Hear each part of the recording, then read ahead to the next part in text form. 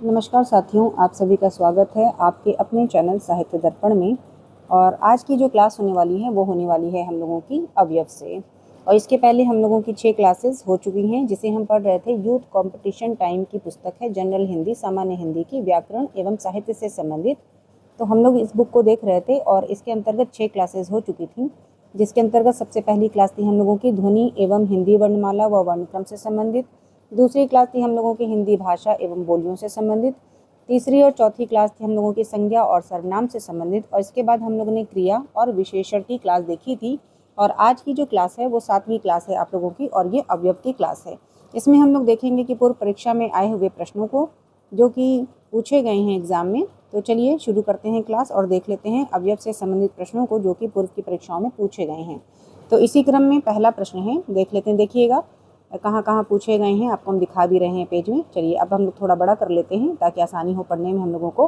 तो देख लेते हैं सबसे पहला प्रश्न जो कि अवयव से संबंधित है। तो सबसे पहला प्रश्न है भीतर और बाहर यह क्रिया विशेषण के उदाहरण हैं। भीतर और बाहर ये क्रिया विशेषण के उदाहरण हैं। तो किस प्रकार के क्रिया विशेषण के उदाहरण हैं? तो स्थानवाचक। भीतर और बाहर यह क्रिया विशेषण के उदाहरण है। तो किस प्रकार के क्रिया विशेषण के उदाहरण हैं? तो स्थानवाचक। दूसरा प्रश्न है वाक्य में स्थानवाचक क्रिया विशेषण है। स्थानवाचक क्रिया विशेषण बताना है क्या है? तो आप यहाँ बैठिए, ये स्थानवाचक क्रिया विशेषण है। ठीक है, अगला प्रश्न देख लेते हैं हम लोग। दिए गए वाक्य में से क्रिया विशेषण का भेद लिखिए। दिए गए वाक्य में से क्रिया विशेषण का भेद लिखिए। रोज प्रातः काल टहलना स्वास्थ्य के लिए अच्छा है। तो यहाँ पे रोज क्या है? कालवाचक है। एक मिनट,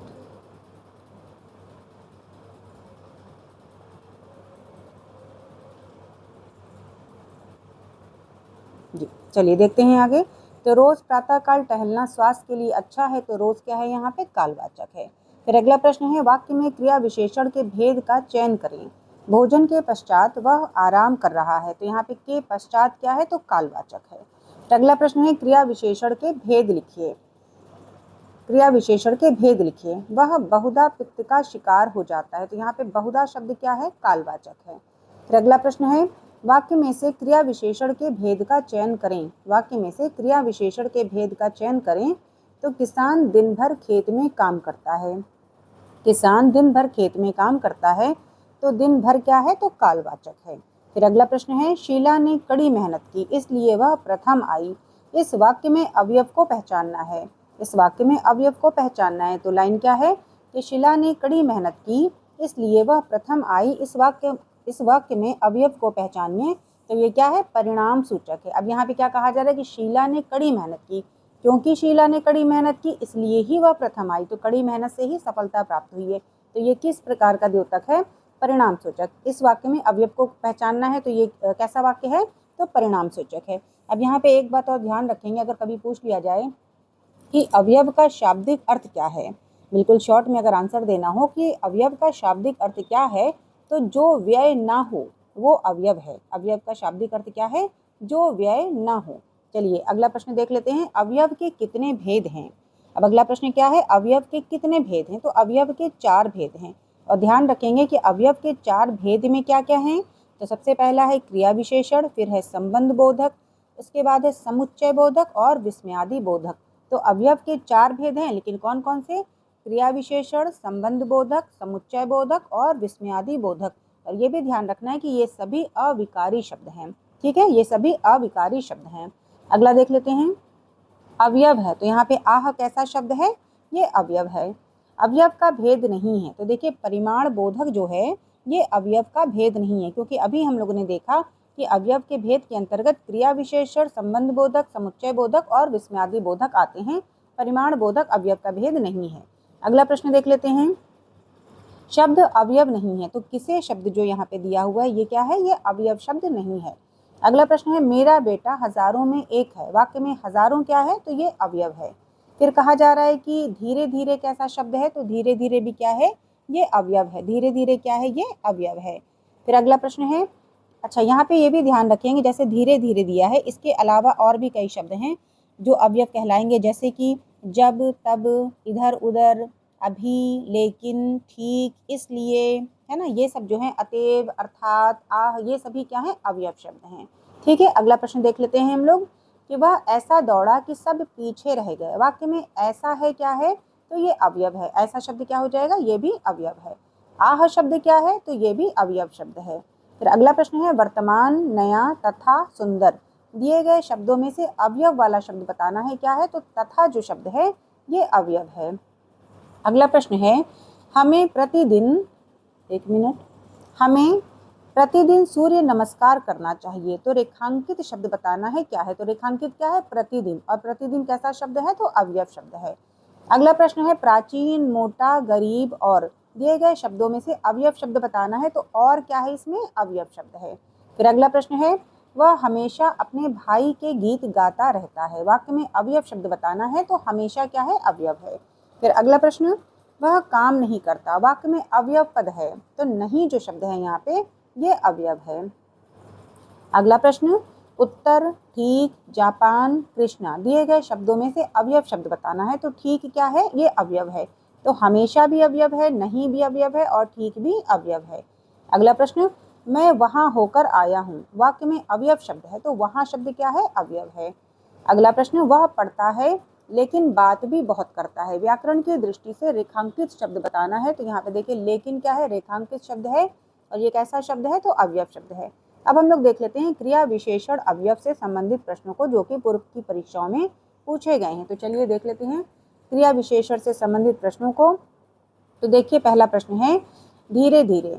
शब्द क्रिया विशेषण है। धीरे धीरे कैसा शब्द है, तो ये क्रिया विशेषण है। फिर अगला प्रश्न है नहीं कौन से प्रकार का रीतिवाचक क्रिया विशेषण है, तो ये निषेधवाचक है। अगला प्रश्न वाक्य में से क्रिया विशेषण के भेद लिखिए। वह योगाभ्यास भली भांति कर लेता है। तो भली भांति क्या है, रीतिवाचक है। फिर अगला प्रश्न वाक्य में से क्रिया विशेषण के भेद का चयन कीजिए। मैं आपकी बात ध्यान से सुन रहा हूँ। तो ये कैसा शब्द है, रीतिवाचक शब्द है। मैं आपकी बात ध्यान से सुन रहा हूँ, तो ये क्या है, रीतिवाचक है।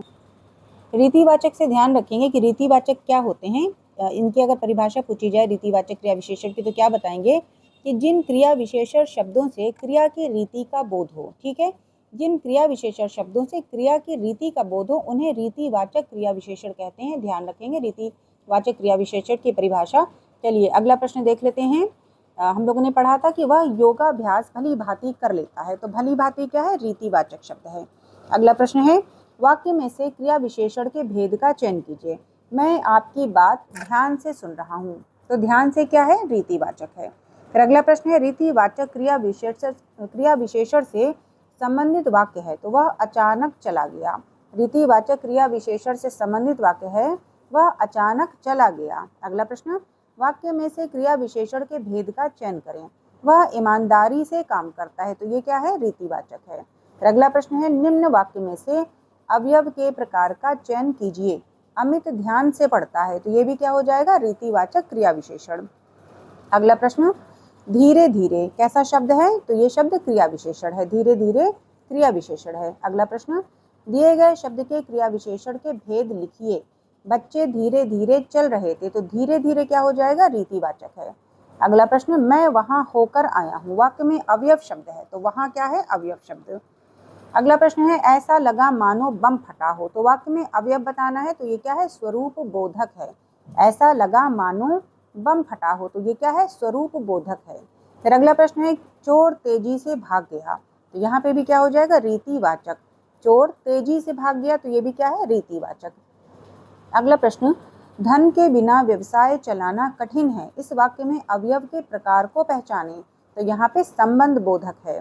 अगला प्रश्न क्रिया विशेषण से रिक्त स्थान की पूर्ति कीजिए। बुढ़ापे के कारण दादाजी जल्दी नहीं चल पाते, वे धीरे चलते हैं। ठीक है, ध्यान रखेंगे बुढ़ापे के कारण दादाजी जल्दी नहीं चल पाते, वे धीरे चलते हैं। अगला प्रश्न क्रिया विशेषण शब्द है। तो तेज कैसा शब्द है, क्रिया विशेषण शब्द है। अगला प्रश्न रमेश अच्छा गाता है। वाक्य में अच्छा क्या है, तो ये क्रिया विशेषण है। परिमाणवाचक विशेषण द्वारा बोध होता है। किसका बोध होता है, क्रिया के नाप तौल का बोध होता है। अगला प्रश्न है इस बार बारिश में बहुत ओले पड़े। दिए गए वाक्य में क्रिया विशेषण है, तो कैसा क्रिया विशेषण है, परिमाणवाचक क्रिया विशेषण। अगला प्रश्न है सरकार ने अंशतः प्रतिपूर्ति की है, इस वाक्य में प्रयोग हुआ है, किसका प्रयोग हुआ है? परिमाणवाचक क्रिया विशेषण का प्रयोग हुआ है। सरकार ने अंशतः प्रतिपूर्ति की है, इसमें परिमाणवाचक क्रिया विशेषण का प्रयोग हुआ है। अब हम लोग देख लेते हैं अगला प्रश्न। उन्होंने पूर्णतया समर्थन किया है, उन्होंने पूर्णतया समर्थन किया है, इस वाक्य में प्रयोग हुआ है, तो क्या प्रयोग हुआ है? परिमाणवाचक क्रिया विशेषण का। उन्होंने पूर्णतया समर्थन किया है, इसमें परिमाणवाचक क्रिया विशेषण का प्रयोग हुआ है। अगला प्रश्न है रामू थोड़ी सी मिठाई खाओ, इस वाक्य में शब्द थोड़ी सी किस प्रकार का क्रिया विशेषण है? तो परिमाणवाचक क्रिया विशेषण। अगला प्रश्न है अभिभावकों ने बच्चे के प्रति पर्याप्त ध्यान दिया है, इस वाक्य में क्रिया विशेषण का प्रयोग किया गया है, तो परिमाणवाचक का। अगला प्रश्न मैं आपके विचारों से अंशतः सहमत हूँ, इस वाक्य में प्रयोग हुआ है, तो परिमाणवाचक क्रिया विशेषण का प्रयोग हुआ है। मैं आपके विचारों से अंशतः सहमत हूँ, तो यहाँ पे परिमाणवाचक क्रिया विशेषण का प्रयोग हुआ है। अगला प्रश्न मंत्री जी ने हड़ताल कर रहे श्रमिकों की समस्याओं को सुनने के लिए पर्याप्त समय दिया, इस वाक्य में क्रिया विशेषण का प्रयोग हुआ है, तो परिमाणवाचक का। फिर से सुनिएगा, मंत्री जी ने हड़ताल कर रहे श्रमिकों की समस्याओं को सुनने के लिए पर्याप्त समय दिया, तो परिमाणवाचक हो जाएगा। अगला प्रश्न आज हमारी बारी है, दिए गए वाक्य में आज पद है, तो कैसा पद है आज? तो ये क्रिया विशेषण है। अगला प्रश्न अरे सांप कहाँ गया, इस वाक्य में प्रयुक्त क्रिया विशेषण कहाँ है, किस प्रकार का है? तो साधारण क्रिया विशेषण है। कहाँ कैसा है? तो साधारण क्रिया विशेषण। एक बार फिर से देखिएगा, अरे सांप कहाँ गया, इस वाक्य में प्रयुक्त क्रिया विशेषण कहाँ है, किस प्रकार का? तो साधारण क्रिया विशेषण है। फिर अगला प्रश्न है सीता यहाँ आ रही है, दिए गए वाक्य में विशेषण है, तो स्थानवाचक क्रिया विशेषण। सीता यहाँ आ रही है, दिए गए वाक्य में विशेषण है, तो स्थानवाचक क्रिया विशेषण। अगला प्रश्न जब आप आज्ञा देंगे तब मैं उठूंगा, दिया गया वाक्य संबंध रखता है, तो संयोजक क्रिया विशेषण का। जब आप आज्ञा देंगे तब मैं उठूंगा, दिया गया वाक्य संबंध रखता है, तो संयोजक क्रिया विशेषण का संबंध रखता है। अगला प्रश्न देखते हैं शिखा सुंदर लिखती है, उक्त वाक्य में अवयव का प्रकार बताना है। शिखा सुंदर लिखती है, तो यहाँ पे क्या है? क्रिया विशेषण अवयव है। अगला प्रश्न परीक्षा के दिनों में छात्र दिन रात पढ़ते हैं, इस वाक्य में दिन रात क्रिया विशेषण का प्रकार है, तो कालवाचक क्रिया विशेषण। दिन रात क्या है? कालवाचक क्रिया विशेषण। अगला प्रश्न गांव वालों ने मिलकर यह काम पूरा किया, इस वाक्य में मिलकर क्रिया विशेषण का प्रकार है, तो किस प्रकार का है? तो रीतिवाचक क्रिया विशेषण है। मिलकर क्रिया विशेषण का प्रकार है, तो रीतिवाचक क्रिया विशेषण। अगला प्रश्न परमात्मा की कृपा सर्वत्र व्याप्त है, इस वाक्य में क्रिया विशेषण का प्रयोग हुआ है, तो सर्वत्र व्याप्त है, तो यहाँ पे स्थानवाचक है। अगला प्रश्न देश भर में कोरोना का प्रकोप जारी है, इस वाक्य में क्रिया विशेषण का रूप बताना है, तो यहाँ पे भी स्थानवाचक है, क्योंकि यहाँ पे देश भर की बात हो रही है। अगला प्रश्न है राम और लक्ष्मण ने मिलकर यह काम पूरा किया, इस वाक्य में शब्द मिलकर क्रिया विशेषण का प्रकार है, तो किस प्रकार का क्रिया विशेषण का प्रकार है यहाँ पे? तो रीतिवाचक क्रिया विशेषण है। राम और लक्ष्मण ने मिलकर यह काम पूरा किया, तो इस वाक्य में शब्द मिलकर क्रिया विशेषण का प्रकार है, तो रीतिवाचक क्रिया विशेषण। अगला प्रश्न आप यहीं आइए अन्यत्र ना जाइए, इस वाक्य में शब्द अन्यत्र क्रिया विशेषण है, तो स्थानवाचक क्रिया विशेषण है। अन्यत्र क्या है? स्थानवाचक क्रिया विशेषण। अगला प्रश्न है वह साल भर अनुपस्थित रहा, इस वाक्य में क्रिया विशेषण का प्रयोग हुआ है, तो साल भर की बात हो रही है, तो यहाँ पे कालवाचक हो जाएगा। अगला प्रश्न है बुढ़िया धीरे धीरे चबा रही है, इस वाक्य में धीरे धीरे क्रिया विशेषण है, तो ये कैसा क्रिया विशेषण है? रीतिवाचक क्रिया विशेषण। धीरे धीरे शब्द रीतिवाचक क्रिया विशेषण है। अगला प्रश्न काहे को परेशान हो रहे हो, इस वाक्य में क्रिया विशेषण का प्रयोग हुआ है, तो रीतिवाचक। काहे को परेशान हो रहे हो, तो यहाँ पे रीतिवाचक है। अगला प्रश्न कोरोना अचानक फैल गया, इस वाक्य में अचानक क्रिया विशेषण है, तो रीतिवाचक क्रिया विशेषण। अचानक क्या है? रीतिवाचक क्रिया विशेषण। चोर वहां दीवार के पास खड़ा था, इस वाक्य में वहां क्रिया विशेषण क्या है? तो स्थानवाचक। वहां क्या हो जाएगा? स्थानवाचक क्रिया विशेषण। कभी कभी मेरे दिल में ख्याल आता है, इस वाक्य में क्रिया विशेषण बताना है, तो कालवाचक क्रिया विशेषण है। कभी कभी मेरे दिल में ख्याल आता है, तो कालवाचक क्रिया विशेषण। अगला प्रश्न आपसे अरसे के बाद मुलाकात हो रही है, इस वाक्य में क्रिया विशेषण का प्रकार बताना है, तो अरसे के बाद की बात हो रही है, तो कालवाचक हो जाएगा। अगला प्रश्न है तारे आकाश में चमक रहे हैं, इस वाक्य में शब्द आकाश में क्रिया विशेषण है तो स्थानवाचक क्रिया विशेषण है। फिर अगला प्रश्न है,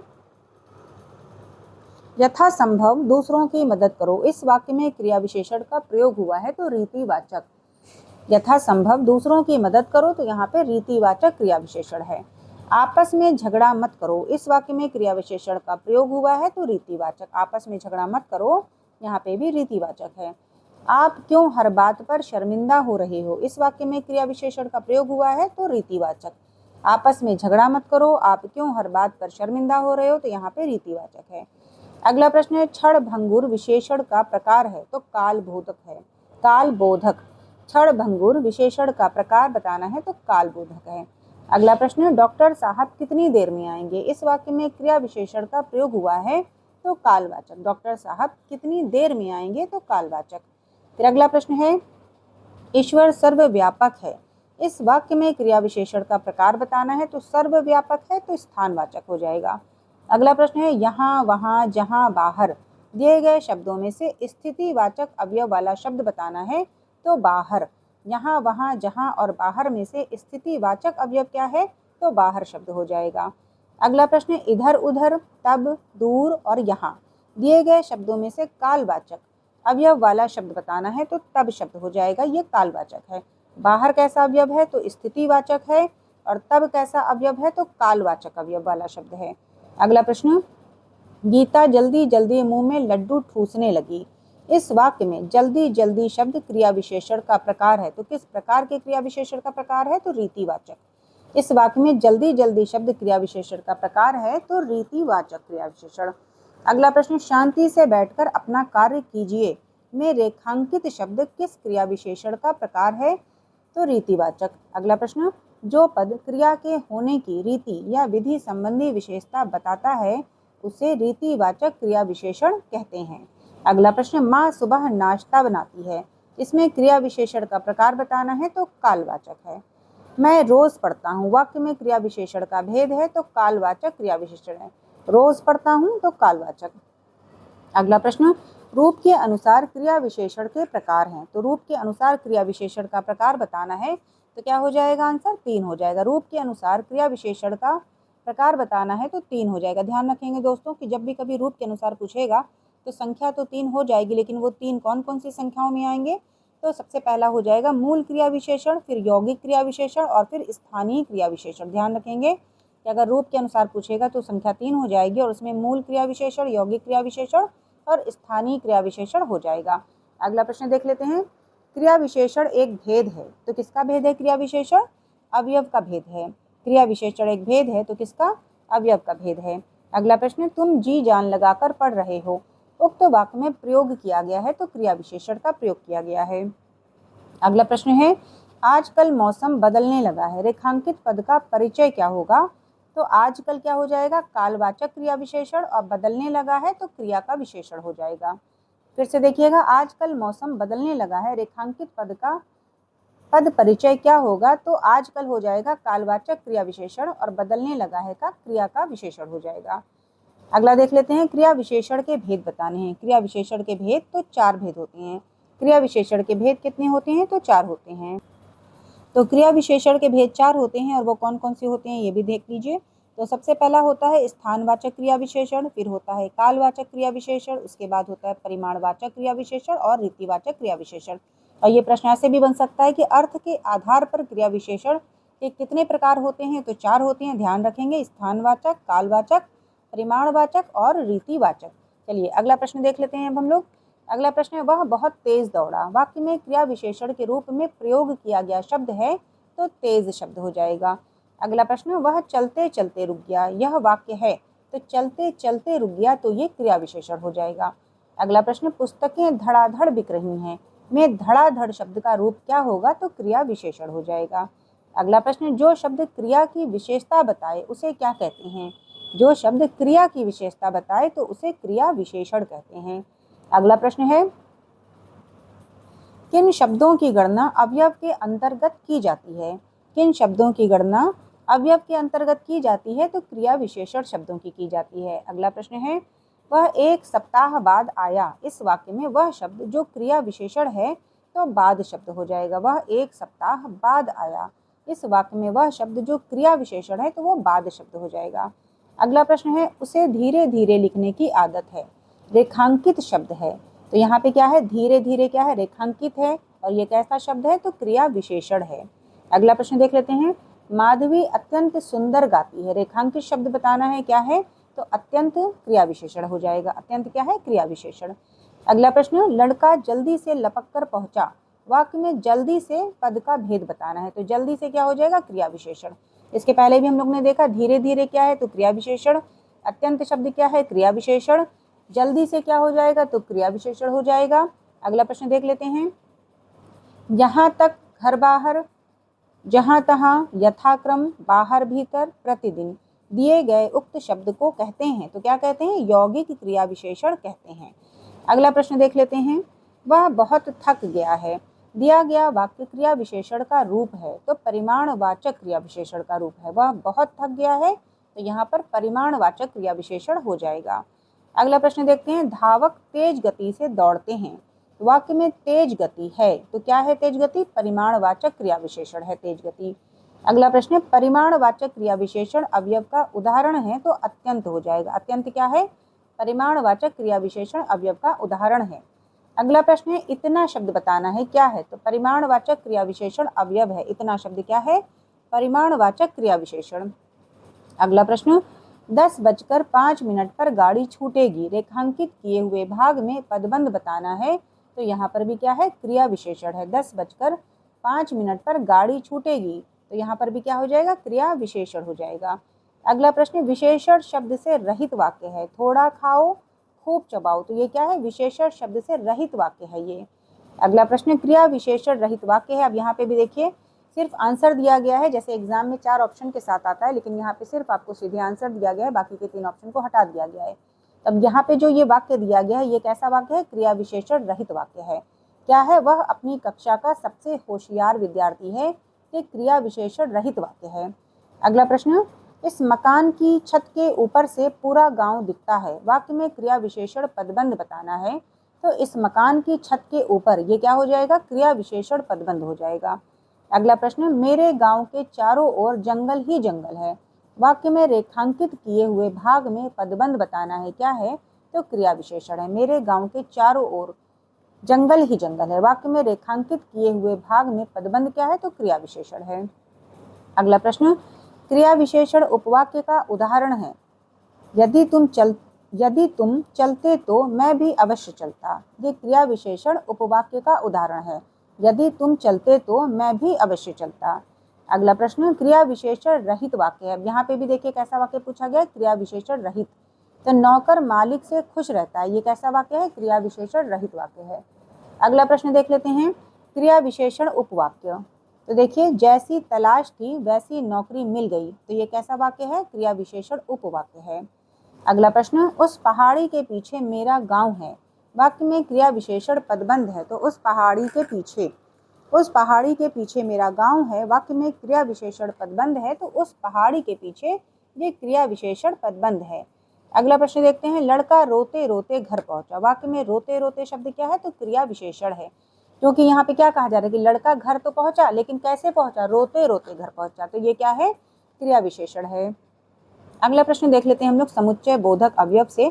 देखिएगा साथियों, ये सारे प्रश्न जो हम पढ़ रहे हैं, ये सभी प्रश्न कहीं ना कहीं एग्जाम में पूछे गए हैं। ठीक है, तो इन्हीं प्रश्नों को हम लोग देख रहे हैं। और अब हम लोग देख लेते हैं समुच्चय बोधक अवयव से बनने वाले प्रश्नों को, जो कि पूर्व की परीक्षाओं में पूछे गए। तो चलिए देखते हैं समुच्चय बोधक अवयव से प्रश्नों को। तो पहला प्रश्न है, छुट्टी हुई और बच्चे और भागने लगे। छुट्टी हुई और बच्चे भागने लगे, ऐसे हो जाएगा। फिर से सुनिएगा एक बार, छुट्टी हुई और बच्चे भागने लगे। दिए गए वाक्य में अवयव के प्रकार को पहचाने, तो यहाँ पे क्या है, समुच्चय बोधक अवयव है। अब यहाँ पे एक बात का ध्यान रखेंगे, समुच्चय बोधक अवयव से प्रश्न बन रहे हैं, तो यहाँ पे ध्यान रखेंगे कि समुच्चय बोधक अवयव कौन से होते हैं, क्या होते हैं, या फिर कहा जाए कि इनकी परिभाषा क्या होगी। तो इसको सुनिएगा कि दो शब्दों, वाक्यांशों या वाक्यों को मिलाने या फिर जोड़ने वाले अवयव शब्द जो होते हैं, वो होते हैं समुच्चय बोधक अवयव, है ना। फिर से सुनिएगा, दो शब्दों, वाक्यांशों या वाक्यों को मिलाने या जोड़ने वाले जो शब्द होते हैं, उन्हें ही समुच्चय बोधक अवयव कहते हैं। और समुच्चय बोधक जो शब्द होते हैं, वो योजक चिन्ह भी कहा जाता है उनको। समुच्चय बोधक जो शब्द होते हैं अवयव शब्द, उन्हें योजक चिन्ह भी कहा जाता है। तो ध्यान रखेंगे कि ये मिलाने या जोड़ने का कार्य करते हैं। चलिए अब हम लोग प्रश्नों को देख लेते हैं कि छुट्टी हुई और बच्चे भागने लगे, तो ये कैसा अवयव है? समुच्चय बोधक अवयव है। अगला प्रश्न है राम तुम चलोगे या रहोगे, वाक्य में अवयव का प्रकार बताना है, तो समुच्चय बोधक अवयव है। राम तुम चलोगे या रहोगे, अब यहाँ पे देखिए ऊपर क्या था और शब्द आया था, अब यहाँ पे क्या है या शब्द आ रहा है। तो राम तुम चलोगे या रहोगे, वाक्य में अवयव का प्रकार बताना है, तो समुच्चय बोधक अवयव है। अच्छा यहाँ पे ध्यान रखेंगे समुच्चय बोधक अवयव के अंतर्गत क्या क्या शब्द आते हैं जिनसे आप पहचानेंगे कि समुच्चय बोधक अवयव है। जैसे कि उसमें बीच बीच में जो लाइन आएगी, जो वाक्य आएगा, उसके बीच में क्या आ जाएगा? जैसे क्योंकि आ जाएगा, और आ जाएगा, इसलिए आ जाएगा शब्द, किंतु, परंतु, अथवा, या आ जाएगा, वरना, लेकिन, यदि, तो, यद्यपि, है ना। इस प्रकार के शब्द आ जाएंगे बीच में और वो समुच्चय बोधक अवयव होते हैं। ऐसे वाक्य जिनके बीच में इस प्रकार के शब्द आ जाते हैं, ठीक है, उसकी पहचान ऐसे ही की जाती है। चलिए अगला प्रश्न देख लेते हैं। देखिए फिर से देख लीजिएगा बल्कि एक बार कि छुट्टी हुई और बच्चे भागने लगे, तो यहाँ पे और आया, समुच्चय बोधक अवयव है। राम तुम चलोगे या रहोगे, यहाँ पे भी या आया, तो समुच्चय बोधक अवयव है। संकेतवाचक अवयव का वाक्य बताना, अब यहाँ पे संकेतवाचक अवयव का वाक्य बताना है, तो यह गिलास आधा भरा है, तो ये क्या है? संकेतवाचक अवयव का वाक्य है। अगला प्रश्न है मैं बिल्कुल थक गया हूँ, तो यहाँ पे बिल्कुल क्रिया विशेषण का भेद बताना है, तो यहाँ पे बिल्कुल क्या है? परिमाणवाचक है। अगला प्रश्न है वह लाचार है क्योंकि वह अंधा है, इस वाक्य में अवयव क्या है? कारणवाचक है। वह लाचार है क्योंकि वह अंधा है, इस वाक्य में अवयव क्या है? तो कारणवाचक है। अब यहाँ पे देखिए ये ध्यान रखना है कि लाचार है वो क्यों लाचार है? क्योंकि वह अंधा है, अंधा होने की वजह से वो लाचार है, तो ध्यान रखेंगे कि यह कारणवाचक अवयव है। अगला प्रश्न है समुच्चय बोधक अवयव वाक्य है, समुच्चय बोधक अवयव वाक्य है, तो सीता और गीता पढ़ती हैं। अब यहाँ पे भी देखिए बीच में क्या गया? और आ गया, तो ये क्या है? समुच्चय बोधक अवयव है। अगला प्रश्न राम आया था और चला गया, यहाँ पे भी और आ रहा है, और तो वाक्य में अवयव के भेद का चयन कीजिए, तो यहाँ पे भी समुच्चय बोधक अवयव है। अगला प्रश्न है समुच्चय बोधक अवयव वाले वाक्य हैं, तो मैं उस पर विश्वास करता हूँ क्योंकि वह ईमानदार है, तो यहाँ पे भी देखिए बीच में क्योंकि शब्द आ गया, तो ये समुच्चय बोधक अवयव है। फिर अगला प्रश्न है जल्दी चलो ताकि समय पर पहुंच जाएं, दिए गए वाक्य में अवयव बताना है, तो समुच्चय बोधक, क्यों? क्योंकि यहाँ पे ताकि शब्द आ रहा है। अगला प्रश्न समानाधिकरण अवयव का भेद, तो समुच्चय बोधक क्या है? समानाधिकरण अवयव का एक भेद है। अगला प्रश्न जो शब्द वाक्यांशों, वाक्य तथा शब्दों को जोड़ते हैं उन्हें समुच्चय बोधक अवयव कहते हैं, तो ये हम लोगों ने पहले भी परिभाषा देखी थी, ध्यान रखेंगे कि समुच्चय बोधक किसे कहते हैं? तो जो शब्द वाक्यांशों, वाक्य तथा शब्दों को जोड़ने या मिलाने का कार्य करते हैं, तो वो समुच्चय बोधक कहलाते हैं, होते हैं। अगला प्रश्न मैंने तुम्हें पढ़ाया इसलिए तुम उत्तीर्ण हो गए, में समुच्चय बोधक अवयव शब्द बताना है, तो यहाँ पे देखिए बीच में इसलिए शब्द आ रहा है और ये समुच्चय बोधक अवयव का शब्द है। अगला प्रश्न अविकारी विकारी दोनों दिए गए शब्दों में से समुच्चय बोधक शब्द क्या है? तो अविकारी है। समुच्चय बोधक शब्द कैसा शब्द है? तो अविकारी है। अगला प्रश्न लेकिन, नहीं नहीं और फलतः दिए गए शब्दों में परिणाम दर्शक अवयव क्या है? तो फलतः है। फलतः कैसा शब्द है? परिणाम दर्शक अवयव है ये। अगला प्रश्न देख लेते हैं वह आया और मैं गया, इस वाक्य में समुच्चय बोधक शब्द बताना है, तो यहाँ पे देखिए और आ गया बीच में, वह आया और मैं गया, तो यहाँ पे और क्या हो जाएगा? समुच्चय बोधक शब्द। अगला प्रश्न है समानाधिकरण और व्याधिकरण भेद है, तो ये समुच्चय बोधक का भेद है। समानाधिकरण और व्याधिकरण किसका भेद है? तो समुच्चय बोधक अवयव के भेद हैं। अक्सर कर ये प्रश्न भी पूछा जाता है कि समुच्चय बोधक अवयव के कितने भेद हैं? तो संख्या में ध्यान रखेंगे 2, और कौन कौन से हैं? तो समानाधिकरण और व्याधिकरण। तो ध्यान रखेंगे समानाधिकरण जो समुच्चय बोधक अवयव है इसके भी 4 भेद होते हैं, है ना। समानाधिकरण समुच्चय बोधक अवयव के भी 4 उपभेद होते हैं। अगला प्रश्न देख लेते हैं संबंध बोधक अवयव से। अब हम लोग प्रश्नों को देख लेते हैं कि क्या क्या प्रश्न संबंध बोधक अवयव से बने हैं, तो चलिए इसी क्रम में पहला प्रश्न हम लोग देख लेते हैं। तो पहला प्रश्न है कि कविता और गीता साथ में खेलते हैं, कविता और गीता साथ में खेलते हैं, इस वाक्य में अवयव के प्रकार को पहचाने, तो संबंध बोधक हैं। कविता और गीता साथ में खेलते हैं, तो यहाँ पे क्या है? संबंध बोधक है। अगला प्रश्न देख लेते हैं हमें जीत मिलने तक प्रयास करना चाहिए, इस वाक्य में तक क्या है? तो ये भी संबंध बोधक अवयव है। हमें जीत मिलने तक प्रयास करना चाहिए, तो इसमें क्या है? तक कैसा शब्द है? तो संबंध बोधक अवयव है। चलिए अगला प्रश्न देखते हैं किस वाक्य में संबंध सूचक अवयव का प्रयोग हुआ है? तो अपराधी ने पुलिस के सामने झूठ बोला।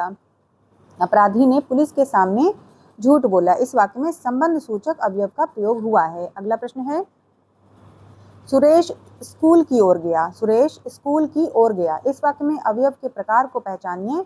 तो संबंध बोधक अवयव है। फिर अगला प्रश्न है, मुझे लिखने के लिए कलम या पेंसिल दो। इस वाक्य में से अवयव के प्रकार का चयन कीजिए। तो यहाँ पे भी क्या हो जाएगा? संबंध बोधक हो जाएगा। अगला प्रश्न, सुरेश स्कूल की ओर गया। फिर से पूछा गया है, तो वाक्य में अवयव के प्रकार को पहचानिए। तो संबंध बोधक अवयव है। अगला प्रश्न देख लेते हैं, मनुष्य पानी के बिना जीवित नहीं रह सकता। दिए गए वाक्य में अवयव का भेद बताना है। तो संबंध बोधक अवयव है। मनुष्य पानी के बिना जीवित नहीं रह सकता। तो यहाँ पे भी संबंध बोधक अवयव है। अगला प्रश्न, छत पर पक्षी बैठे हैं। दिए गए वाक्य में अवयव है। तो संबंध बोधक अवयव है। छत पर पक्षी बैठे हैं। तो संबंध बोधक अवयव है। अगला प्रश्न, विद्या के बिना मनुष्य पशु है। दिए गए वाक्य में अवयव। तो संबंध बोधक अवयव है।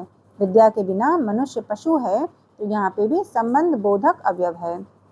अगला प्रश्न, गाड़ी तेजी से आकर स्टेशन पर रुक गई। दिए गए वाक्य में संबंध बोधक अवयव क्या हो जाएगा? तो तेजी से शब्द हो जाएगा। फिर अगला प्रश्न, बच्चे घर के बाहर पौधे लगा रहे थे। दिए गए वाक्य में अवयव का भेद बताना है। तो यहाँ पे भी संबंध बोधक अवयव हो जाएगा। बच्चे घर के बाहर पौधे लगा रहे थे। तो संबंध बोधक अवयव है। अगला प्रश्न देख लेते हैं, हम दोनों शांतिपूर्वक, एक लाइन छूट गई, चलिए देख लेते हैं, धन के बिना व्यवसाय चलाना कठिन है। दिए गए वाक्य में अवयव का भेद बताना है। तो धन के बिना, तो ये क्या हो जाएगा? संबंध बोधक अवयव। हम दोनों शांतिपूर्वक पढ़ते रहते हैं। इस वाक्य में पूर्वक शब्द क्या है? तो मौलिक है। हम दोनों शांतिपूर्वक पढ़ते रहते हैं। तो यहाँ पे पूर्वक क्या है? तो मौलिक शब्द है। अगला प्रश्न, मैं काम के पीछे आया था। दिए गए वाक्य में अवयव का प्रकार बताना है। मैं काम के पीछे आया था। तो यहाँ पे संबंध बोधक अवयव है। अगला प्रश्न, वह तो घर पर नहीं, फिर से सुनिएगा, वह तो घर पे रिक्त स्थान बैठा था। उपयुक्त वाक्य में रिक्त स्थान की पूर्ति के लिए उपयुक्त अवयव और उसका भेद क्या होगा? तो देखिए, वह तो घर के भीतर बैठा था, और ये संबंध बोधक अवयव हो जाएगा। वह तो घर के भीतर बैठा था, और ये संबंध बोधक अवयव है। अगला प्रश्न, तुम दिन भर घूमते रहते हो। तो यहाँ पे भर शब्द अवयव का प्रकार बताना है। तो दिन भर, तो संबंध बोधक है। अगला प्रश्न, मुंबई के निकट पुणे है। रेखांकित शब्द कैसा अवयव है? तो संबंध सूचक शब्द है ये। मुंबई के निकट पुणे है। रेखांकित शब्द के निकट क्या है? तो संबंध सूचक शब्द है। अगला प्रश्न देखते हैं, भरोसे में शब्द का रूप है। भरोसे में शब्द का रूप बताना है। तो संबंध बोधक। भरोसे में किस शब्द का रूप है? तो संबंध बोधक है। अगला प्रश्न, वह लाचार है क्योंकि वह अंधा है। इस वाक्य में अवयव है। तो कारणवाचक। देखिए, दोबारा से ये प्रश्न आ गया, वह लाचार है क्योंकि वह अंधा है। तो इस वाक्य में अवयव है कारणवाचक। उसके घर के आगे ही मेरा घर है। वाक्य में संबंध बोधक के रूप में प्रयोग किया गया है। तो आगे, वाक्य में संबंध बोधक के रूप में प्रयोग किया गया है किस शब्द का? आगे शब्द का। अगला प्रश्न, अर्थ के आधार पर संबंधवाचक अवयव को विभक्त किया गया। अर्थ के आधार पर संबंधवाचक अवयव को विभक्त किया गया है। तो 13 भागों में विभक्त किया गया। ये प्रश्न अक्सर कर एग्जाम में पूछा भी जाता है। ध्यान रखेंगे कि अर्थ के आधार पर कितने भाग हैं इसके? तो 13 भेद हैं। अर्थ के आधार पर संबंधवाचक अवयव को विभक्त किया गया है, या कितने भेद हैं? तो 13 भेद हैं। और वो 13 भेद कौन कौन से हैं? जैसे ध्यान रखेंगे कि स्थानवाचक, कालवाचक, दिशावाचक, साधनवाचक, हेतुवाचक, विरोधवाचक, संग्रहवाचक, तुलनावाचक, साहचर्यवाचक, विषयवाचक, विनिमयवाचक, व्यतिरेकवाचक और सादृश्यवाचक। ये 13 प्रकार होते हैं। तो चलिए अगला देख लेते हैं, पुस्तक के बिना कैसे पढ़ोगे में संबंध बोधक अवयव बताना है। तो यहाँ पे बिना हो जाएगा। पुस्तक के बिना कैसे पढ़ोगे में संबंध बोधक अवयव क्या है? तो बिना है। अगला प्रश्न, कटोरे भर उसने खीर खाई में अनुबद्ध संबंध बोधक अवयव शब्द क्या हो जाएगा? तो भर हो जाएगा। कटोरे भर उसने खीर खाई में अनुबद्ध संबंध बोधक अवयव शब्द है भर। अगला प्रश्न देखिए, सेनाएं युद्ध क्षेत्र में आगे बढ़ी। इस वाक्य में संबंधवाचक शब्द बताना है। तो आगे शब्द हो जाएगा। सेनाएं युद्ध क्षेत्र में आगे बढ़ी, इस वाक्य में संबंधवाचक शब्द है। तो आगे हो जाएगा, आगे शब्द है। फिर अगला प्रश्न है, रात भर जागना स्वास्थ्य के लिए अच्छा नहीं है। रेखांकित शब्द भर है यहाँ पर, और ये कैसा शब्द है, कैसा अवयव शब्द है? तो संबंध सूचक अवयव शब्द है। रात भर जागना स्वास्थ्य के लिए अच्छा नहीं है। तो रेखांकित शब्द जो भर है ये कैसा अवयव है? तो संबंध सूचक अवयव शब्द है। अगला प्रश्न देख लेते हैं। वह क्यों नहीं आया? इसलिए कि वह बीमार था। यहाँ की से बोध होता है तो किसका? कारण। वह क्यों नहीं आया? इसलिए कि वह बीमार था, तो यहाँ की है जो, इससे किसका बोध होता है? तो कारण का। अगला प्रश्न देख लेते हैं। इसलिए, किंतु, फलतः, क्योंकि दिए गए शब्द में विरोध दर्शक अवयव है, तो किंतु शब्द क्या है? विरोध दर्शक अवयव है। अगला प्रश्न हम लोग देखेंगे विस्मयादि बोधक अवयव से, जो प्रश्न एग्जाम में पूछे गए हैं। तो चलिए देखते हैं विस्मयादि बोधक अवयव से पहला प्रश्न। पहला प्रश्न है, अरे जल्दी इधर आओ, वाक्य में अवयव के प्रकार को पहचानिए। अरे जल्दी इधर आओ वाक्य में अवयव के प्रकार को पहचाने, तो ये विस्मयादि बोधक अवयव है। ध्यान रखेंगे साथियों कि विस्मयादि बोधक अवयव किसे कहते हैं। तो ध्यान से सुनेंगे कि जिन अवयव शब्दों के द्वारा वाक्य में आश्चर्य, हर्ष, शोक, घृणा आदि के भाव व्यक्त हों, उन्हें हम लोग विस्मयादि बोधक अवयव कहते हैं। ध्यान रखेंगे कि विस्मयादि बोधक में क्या आ जाएगा? आश्चर्य, हर्ष, शोक और घृणा। चलिए पढ़ते हैं पहला प्रश्न फिर से कि अरे जल्दी इधर आओ, वाक्य में अवयव के प्रकार को पहचानें। तो यहाँ पे विस्मयादि बोधक हो जाएगा। क्यों? क्योंकि यहाँ पे अरे शब्द आ रहा है। अगला प्रश्न है, अवयव के प्रकार का चयन कीजिए। तो हाय वह चल बसा, अब यहाँ पे क्या है? हाय शब्द आ गया, तो विस्मयादि बोधक है। अरे जरा इधर तो आ, में अवयव बताना है, तो यहाँ पे भी अरे आ गया, तो विस्मयादि बोधक हो जाएगा। अगला प्रश्न है, वहाँ, धन्य धन्य, यहाँ वहाँ, जहाँ तहाँ, दिए गए शब्दों में विस्मयादि बोधक अवयव क्या हो जाएगा? तो धन्य धन्य शब्द हो जाएगा। अगला प्रश्न है, मनोभावों को सूचित करने वाले शब्द अवयव के बोधक होते हैं। तो फिर से सुनिए, मनोभावों को सूचित करने वाले शब्द अवयव के बोधक होते हैं। किस प्रकार के अवयव के? तो विस्मयादि बोधक अवयव के।